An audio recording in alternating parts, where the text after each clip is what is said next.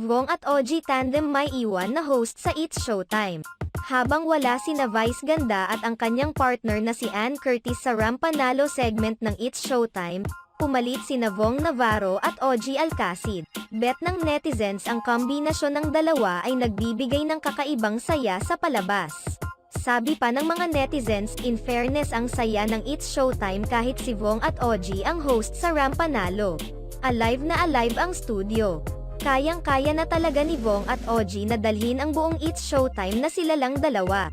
Dahil hindi umapela ang ABS-CBN para sa noontime show na It's Showtime matapos ang 12 araw na suspensyon na ipinataw ng MTRCB nitong Sabado, handa na ang noon show na palitan ng It's Showtime. Salamat sa inyong panunood sa aming video.